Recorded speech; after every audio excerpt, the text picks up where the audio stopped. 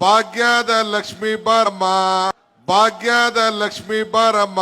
ನನಗೆ ಇವತ್ತು ಶರತ್ ಬಚ್ಚೇಗೌಡರ ಮೇಲೆ ಸ್ವಲ್ಪ ಕೋಪ ಇದೆ. ನಮ್ಮ ತಾಯಂದಿರನ್ನೆಲ್ಲ ಭಾಗ್ಯದ ಲಕ್ಷ್ಮೀ ಬಾರಮ್ಮ ಅವ್ರನ್ನ ಮುಂದಕ್ಕೆ ಕುಂಡ್ರಿಸೋದ್ ಬಿಟ್ಬಿಟ್ಟು ಎಲ್ಲ ಹಿಂದಕ್ಕೆ ಕುಂಡ್ರಿಸ್ಬಿಟ್ಟವ್ರೆ.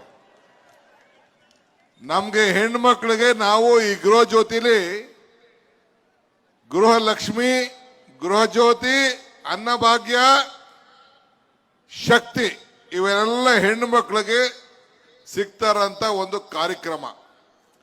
ಅವ್ರು ಮುಂದಕ್ಕಿರಬೇಕು, ನೀವು ಹಿಂದಕ್ಕಿರಬೇಕು. ನಿಜನ ಸುಳ್ಳು? ಹೆಣ್ಣು ಕುಟುಂಬದ ಕಣ್ಣು.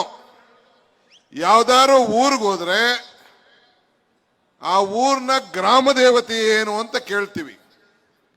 ಯಾರು ಒಂದು ಅಪ್ಲಿಕೇಶನ್ ಇಲ್ಲಾಂದ್ರೆ ನನಗೆ ಇನ್ವಿಟೇಷನ್ ಕೊಡ್ಬೇಕಾರೆ, ಇಲ್ಲ ಶರತ್ಗೆ ಇನ್ವಿಟೇಷನ್ ಕೊಡ್ಬೇಕಾರೆ, ನನಗೆ ಕೊಡ್ಬೇಕಾರೆ ಶ್ರೀಮತಿ ಮತ್ತು ಶ್ರೀ DK ಶಿವಕುಮಾರ್ ಅಂತ ಅರ್ಜಿ ಕೊಡ್ತಾರೆ, ಅಪ್ಲಿಕೇಶನ್ ಕೊಡ್ತಾರೆ. ಹಂಗೆ ಮೊದಲು ಹೆಣ್ಣು, ಆಮೇಲೆ ಗಂಡು. ಈಗ ನಾವು ಪರಮೇಶ್ವರನ ಕರಿಬೇಕಾರೆ ಪಾರ್ವತಿ ಪರಮೇಶ್ವರ ಅಂತೀವಿ, ವೆಂಕಟೇಶ್ವರನ್ ಕರಿಬೇಕಾದ್ರೆ ಲಕ್ಷ್ಮೀ ವೆಂಕಟೇಶ್ವರ ಅಂತ ಹೇಳ್ತೀವಿ. ಈ ಗಣೇಶನ್ ಮದುವೆ ಆಗಿಲ್ಲ, ಮೊದಲು ಗೌರಿ ಹಬ್ಬ, ಆಮೇಲೆ ಗಣೇಶನ ಹಬ್ಬ ಅಂತ ಮಾಡ್ತೀವಿ. ನಿಜ ಸುಳ್ಳು?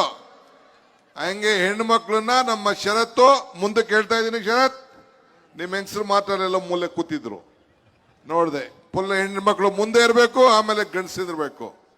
ಯಾಕೆಂದ್ರೆ ಈ ಕಾರ್ಯಕ್ರಮ, ಈ ಸರ್ಕಾರ ಮನೆಯನ್ನ ಬೆಳಗಬೇಕು ಅನ್ನೋ ದೃಷ್ಟಿಯಿಂದ ಈ ಕಾರ್ಯಕ್ರಮ, ಈ 5 ಗ್ಯಾರಂಟಿಗಳನ್ನ ಇವತ್ತು ಕೊಟ್ಟಿದೆ. ಇವತ್ತು ಇದ್ರ ಜೊತೆಗೆ ಒಳ್ಳೊಳ್ಳೆ ಕಾರ್ಯಕ್ರಮ ಕೂಡ ಮಾಡಿದ್ದಾರೆ. ನಮ್ಮ ಶರತ್ ಬಚ್ಚೇಗೌಡರು ಬಹಳ ವಿವರವಾಗಿ ಮಾತಾಡಿದ್ರು. 50, 60, 70 ವರ್ಷದ ತಲೆಮಾರಿನ ರಾಜಕಾರಣ ಅವ್ರ ಮೈನಲ್ಲಿ ರಾಜಕಾರಣದ ರಕ್ತ. ಬೈರೇಗೌಡರು ಆದಿಯಾಗಿ, ಬಚ್ಚೇಗೌಡರು ಆದಿಯಾಗಿ, ಇನ್ನ ಎಲ್ಲ ಕುಟುಂಬದವರೆಲ್ಲ ಕೂಡ ಈ ತಾಲೂಕಿನಲ್ಲಿ ರಾಜಕಾರಣ ಮಾಡ್ಕೊಂಡು ಬಂದಿದ್ದಾರೆ. ನಾನು ಬಚ್ಚೇಗೌಡರು ಕೂಡ ಜೊತೆಗೆ MLA ಕೆಲಸ ಮಾಡಿದ್ದೇವೆ. ನಾನು ಚಿಕ್ಕೇಗೌಡರು ಕೂಡ ಜೊತೆಗೆ MLA ಕೆಲಸ ಮಾಡಿದ್ದೇವೆ.